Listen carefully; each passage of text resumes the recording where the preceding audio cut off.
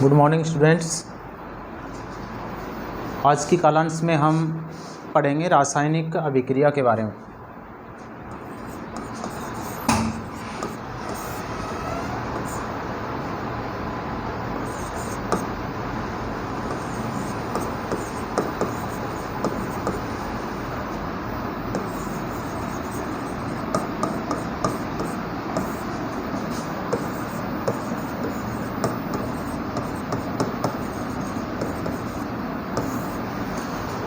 प्यारे विद्यार्थियों, पिछले कालांश में हमने भौतिक और रासायनिक परिवर्तन के बारे में पढ़ लिया था। अब ये जो अपना फर्स्ट चैप्टर है रासायनिक अभिक्रिया समीकरण, इसके जो अगला टॉपिक है उसके बारे में हम चर्चा करते हैं। तो आज का अपना टॉपिक रहेगा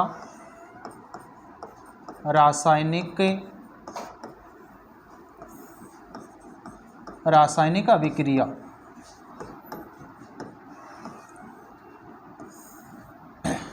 देखो विद्यार्थियों, शब्द लिखा हुआ है रासायनिक।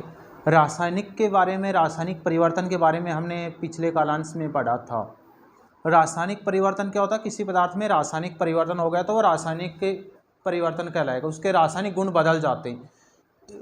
आगे लिखा अभिक्रिया। अभिक्रिया क्या होती है? दो या दो से अधिक पदार्थ आपस में क्रिया करके और एक नए पदार्थ का निर्माण कर लेते हैं। तो रासायनिक अभिक्रिया को हम कैसे परिभाषित करेंगे? रासायनिक अभिक्रिया को हम इस प्रकार से परिभाषित कर सकते हैं, किसी पदार्थ में रासायनिक परिवर्तन होना ही रासायनिक अभिक्रिया कहलाती है। कोई भी पदार्थ हो उसमें रासायनिक परिवर्तन हो गया, उसी को हम रासायनिक अभिक्रिया कह सकते हैं। या हम ऐसे कह सकते हैं कि कोई पदार्थ है उसमें रासायनिक परिवर्तन हो गया, एक नए पदार्थ का निर्माण हो गया, तो वही रासायनिक अभिक्रिया है। तो रासायनिक अभिक्रिया की परिभाषा क्या होगी? किसी पदार्थ में रासायनिक परिवर्तन होना ही रासायनिक अभिक्रिया कहलाती है। और रासायनिक अभिक्रिया के फलस्वरूप पदार्थ है उसके रासायनिक गुणों में बदलाव हो जाता है। जैसे हम एक इसका उदाहरण लेते हैं। उदाहरण के लिए हम देखते हैं जिंक धातु है।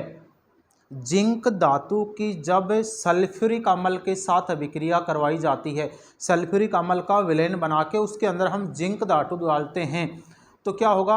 थोड़ी देर बाद हम देखते हैं कि जिस बर्तन में बर्तन प्रयोग करते हैं तो हम परखनली काम में लेते हैं। परखनली लेके, जैसे उदाहरण के लिए हम देखते हैं, एक परखनली लेते हैं।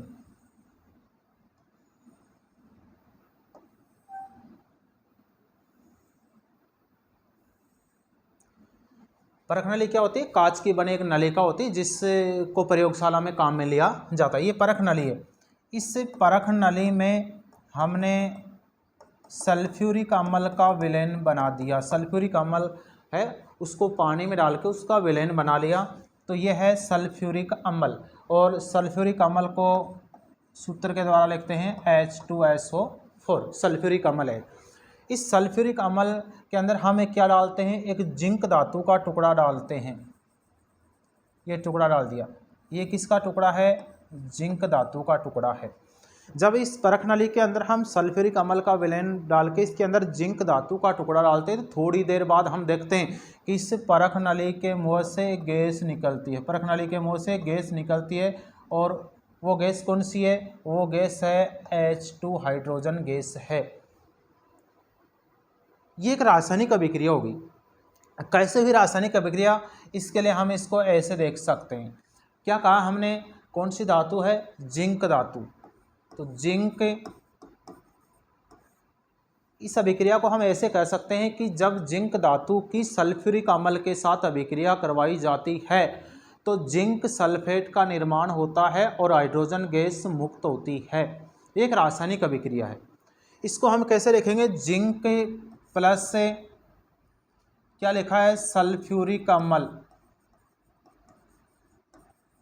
सल्फ्यूरिक अम्ल, इन दोनों की क्रिया से क्या बनेगा?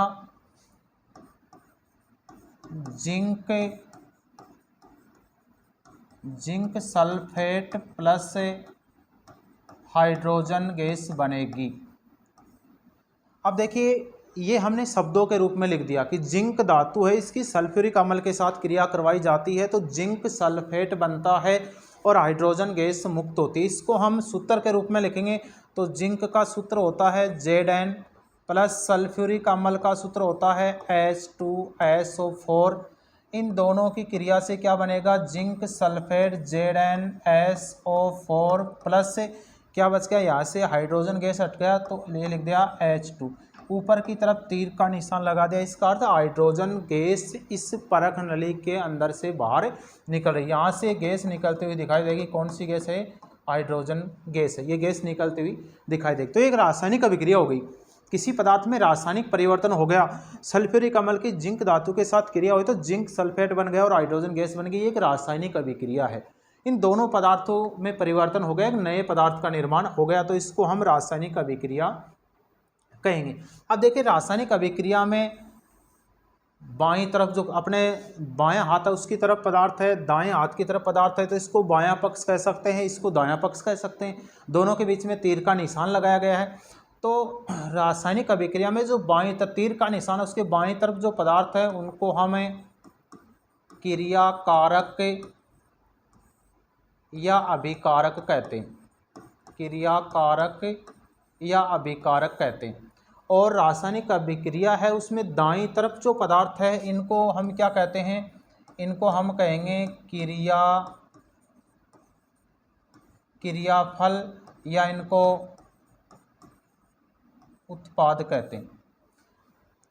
तो देखो तीर का निशान है उसके बाएं तरफ जो पदार्थ है इनको हमने क्रियाकारक या अभिकारक कहा है, क्रियाकारक का अभिकारक इनको कहते हैं, दाएं तरफ जो पदार्थ है उनको क्रियाफल या उत्पाद कहते हैं। तो ये एक रासायनिक अभिक्रिया होगी।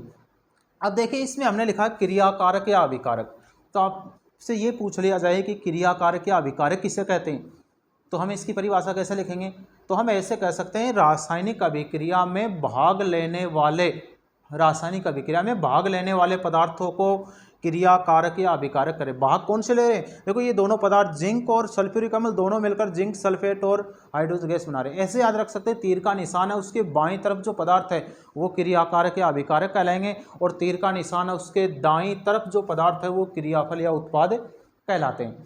तो हम ऐसे कह सकते हैं रासायनिक अभिक्रिया में भाग लेने वाले पदार्थों को क्रियाकारक या अभिकारक करें। भाग कौन से ले रहे हैं, ये दोनों आपस में भाग लेके आपस में मिल के नया पदार्थ बना रहे हैं।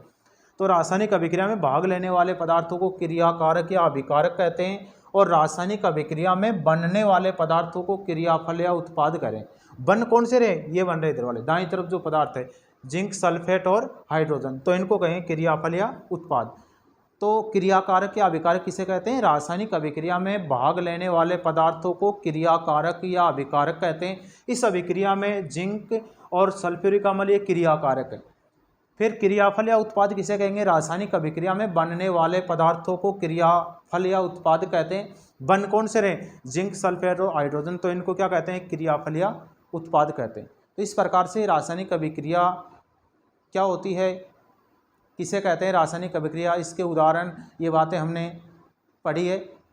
आगे की जो बातें हैं नेक्स्ट बातें हैं वो हम अगले कालांश में पढ़ेंगे। धन्यवाद। Have a nice day.